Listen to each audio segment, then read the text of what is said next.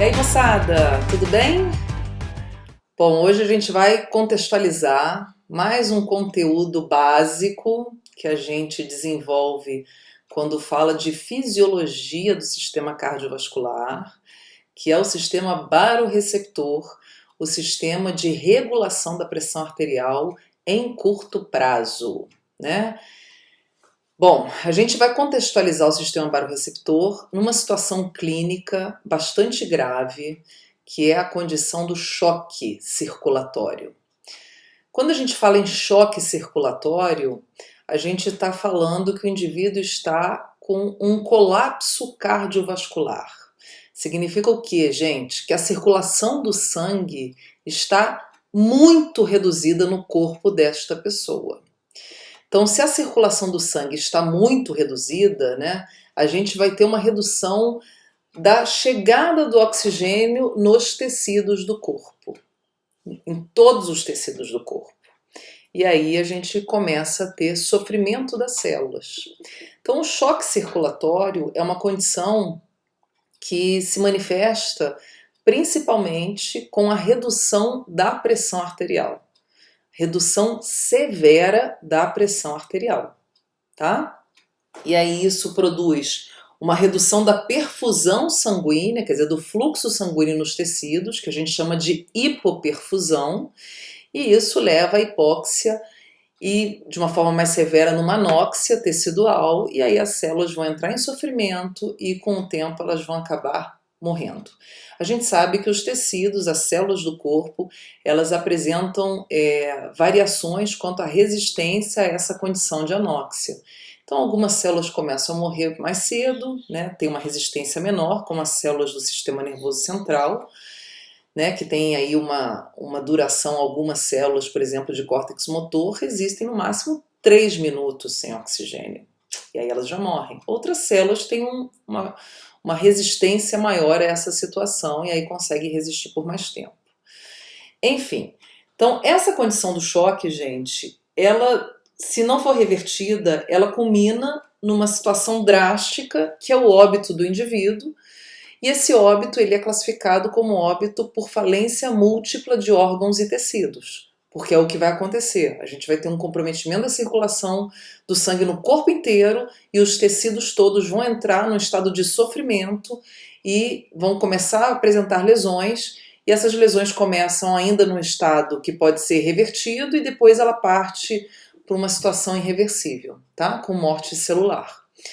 Então vamos entender como que o sistema barorreceptor entra nessa história. Primeira coisa, vamos entender então essa situação do choque.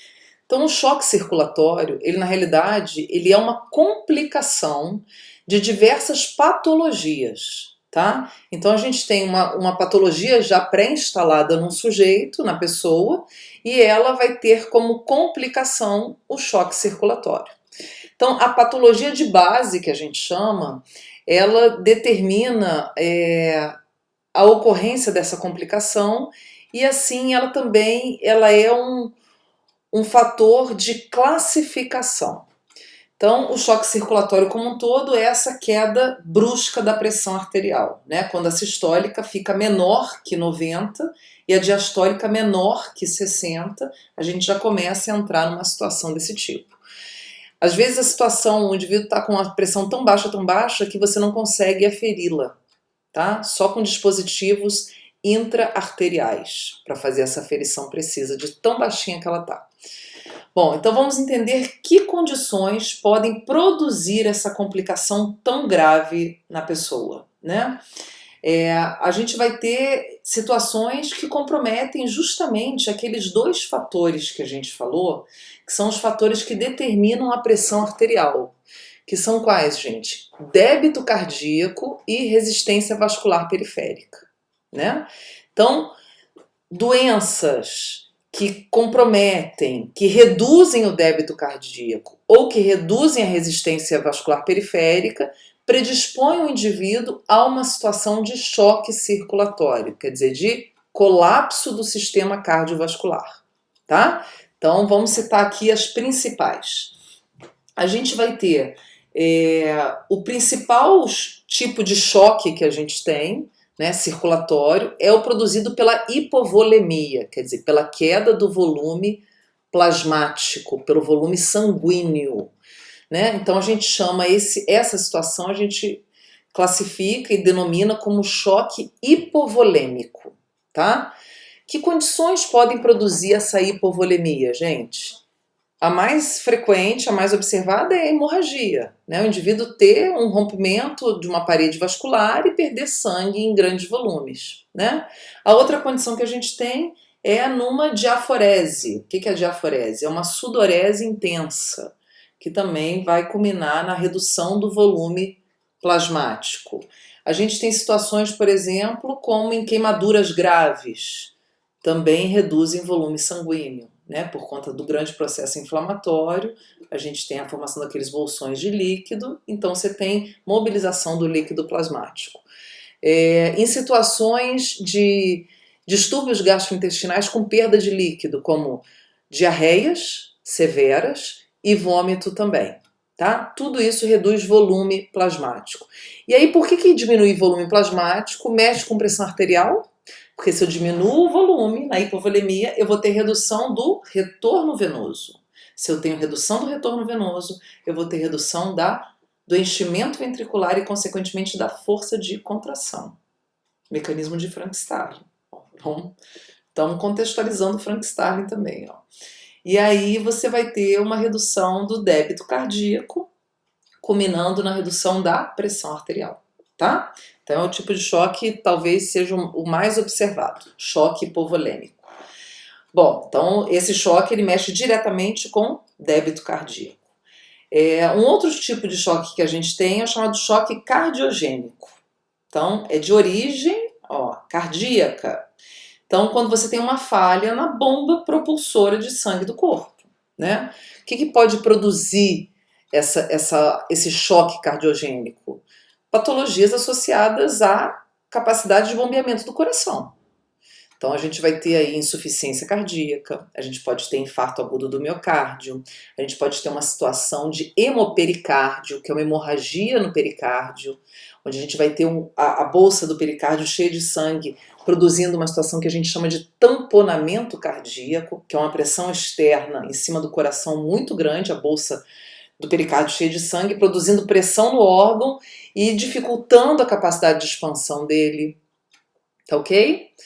E aí isso leva à situação de redução de força, redução de bombeamento, redução do débito cardíaco, tá? Muitas vezes o tamponamento cardíaco, gente, e também situações como, por exemplo, no pneumotórax, que você tem perfuração de tórax, isso dificulta o retorno venoso por via cava inferior, você também tem redução de débito cardíaco, também pode levar ao choque, tá? Essas condições normalmente levam ao que a gente chama de choque obstrutivo. É quando você tem uma falha no lançamento do sangue no sistema arterial, tá? Bom, terceiro tipo de choque. Então falamos do hipovolêmico, cardiogênico, agora vamos falar do choque neurogênico. Então, neurogênico, gênico de gênese, de origem neural. Choque neurogênico envolve, a gente vai ter como principais causas, lesões na medula espinhal, tá?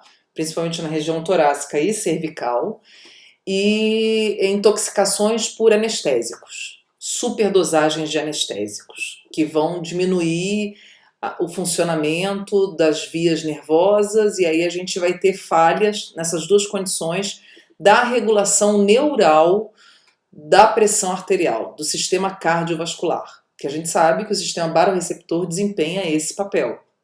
Então, se eu tenho falha nesses nervos que fazem essa regulação, eu vou ter um comprometimento, principalmente, gente, na manutenção da frequência e na manutenção da contratilidade do tônus vascular. A gente sabe que os vasos sanguíneos eles estão sempre levemente contraídos, tá? Por conta de ação de simpático via neural, via nervo vasomotor. Então, se eu tenho falha na condução desses nervos, eu vou ter problemas na manutenção da contração da parede vascular. Então, o choque neurogênico ele vai me comprometer, como ele interfere na manutenção de frequência, eu vou ter comprometimento da manutenção do débito, queda de pressão. Além disso, ele compromete também a manutenção do tônus vascular, do estado mais contraído da parede vascular. Então eu vou ter aí redução da resistência vascular periférica. Mexe com os dois componentes, tá ok? Bom, então falamos de 3. O quarto tipo de choque é o chamado choque anafilático. O choque anafilático ele é decorrente de uma reação alérgica muito severa, tá? Que tem repercussão no corpo todo. Então, essa reação alérgica, então, quando o indivíduo se expõe a um antígeno, que o corpo dele entende como sendo um agente agressor, ele monta uma reação imunológica que envolve a ativação de células chamadas mastócitos, através das imunoglobulinas E, das IgEs.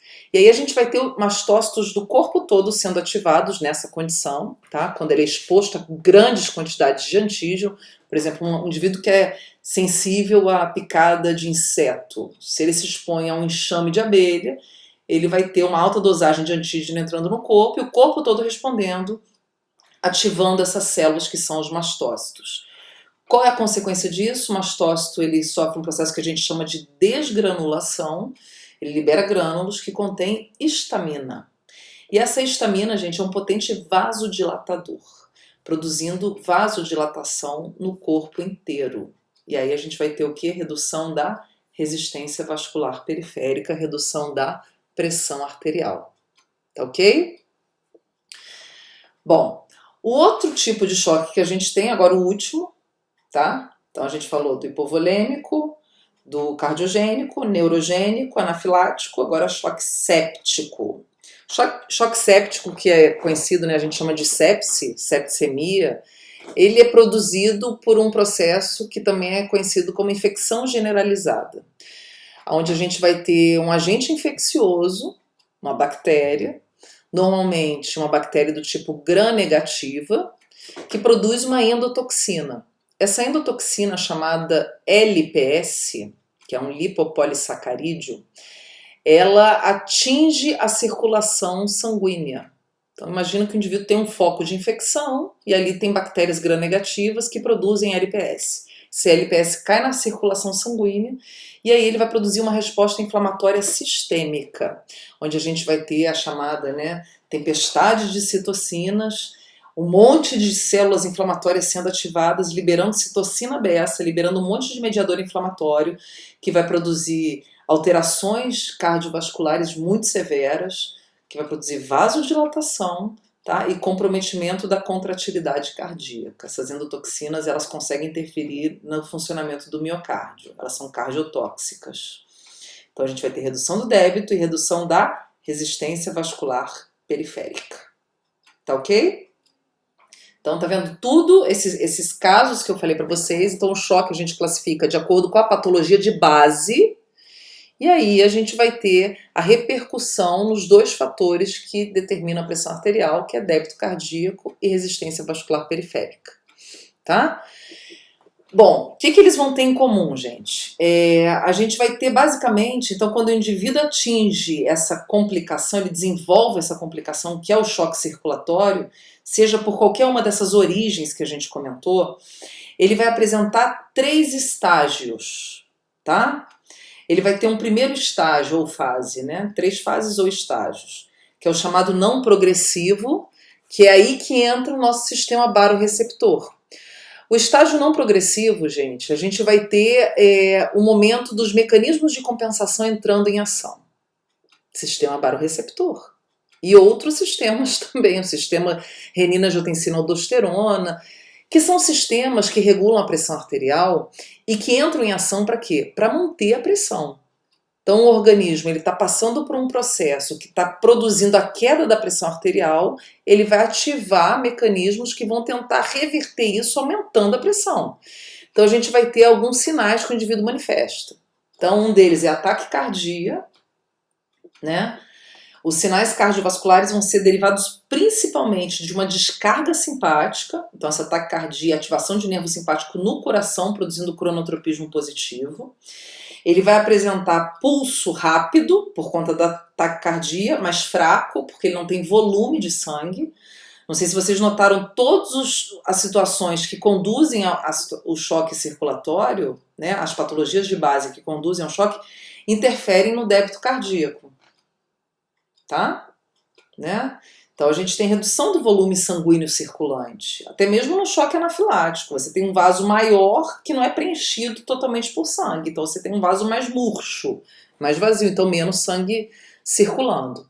Então o pulso se torna rápido por conta da taquicardia, porém fraco por conta da queda do volume. Ok? Além disso, o indivíduo normalmente apresenta pele fria e pálida. Por quê? Porque os vasos sanguíneos tendem a sofrer vasoconstrição severa.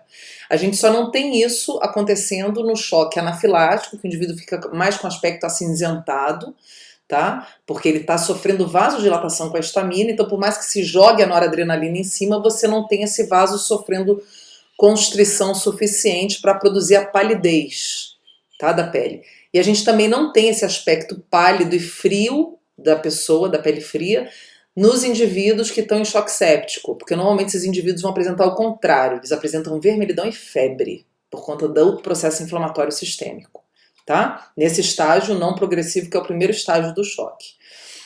Então, o corpo tentando compensar essa situação terrível, sinistra que está rolando, tá? O segundo estágio, gente, aí a gente, né, nesse primeiro é que a gente contextualiza o sistema baroreceptor, a gente entende que ele está ativo para tentar reverter a situação. No segundo estágio é chamado estágio progressivo. Nesse estágio a gente já tem falha da compensação, então esse mecanismo compensatório que entra em ação, ele vai segurar a onda por um tempo.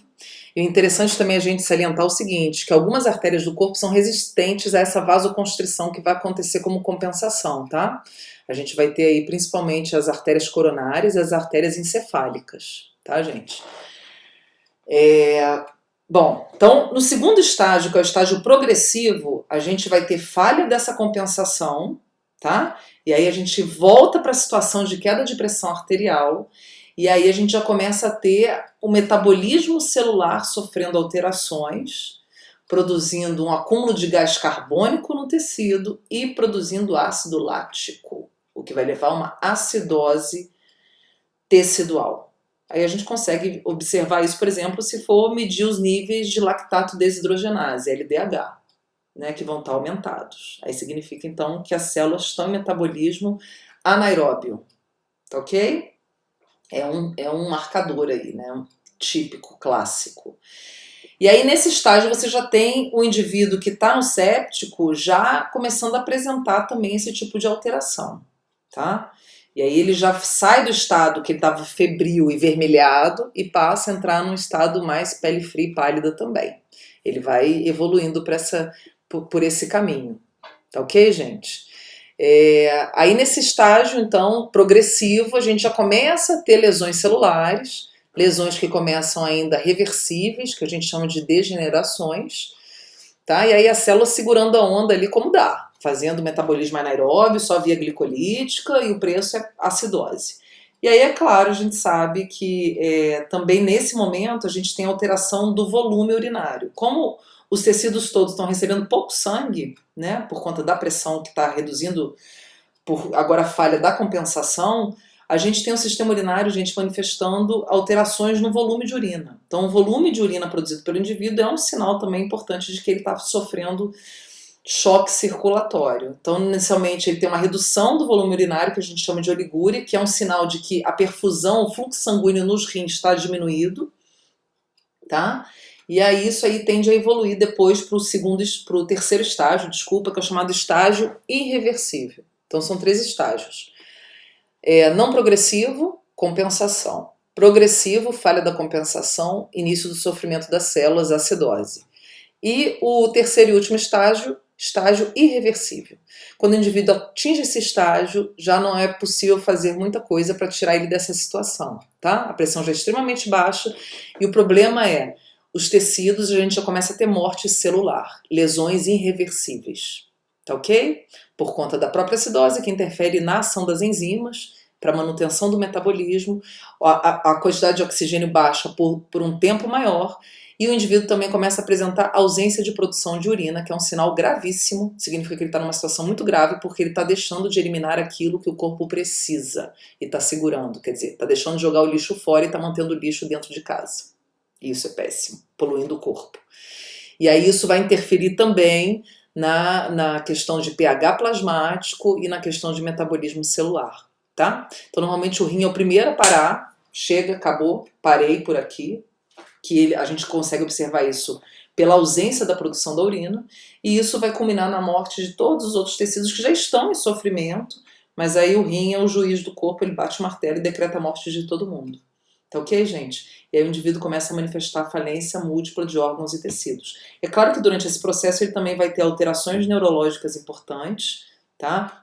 Como perda de consciência, né? Que vai culminar no final numa perda, primeiro uma agitação, podendo até ter convulsões e tal, ausência de cognição, né? de percepção, e isso leva a um coma, evolui para uma ausência de consciência, e aí ele vai ter, no final das contas, uma situação drástica, que é a morte por falência múltipla de órgãos e tecidos. Tá ok, gente? Então o sistema barorreceptor é um sistema importante, um sistema que vai compensar situações graves, vai segurar a onda, e a equipe médica tem que fazer o que der para tentar tirar o sujeito daquela situação, enquanto o sistema barorreceptor está dando conta ali do recado, né? Depois que essa compensação falha, ainda tem uma chance de recuperação, de reversão, mas aí depois chega num estágio de irreversibilidade que você não consegue mais tirar o sujeito daquela condição. Tá ok, gente? Então, uma situação dramática, uma patologia, né, um tema da patologia importante que envolve o sistema cardiovascular que a gente está estudando e o sistema de controle de pressão arterial. Tá ok?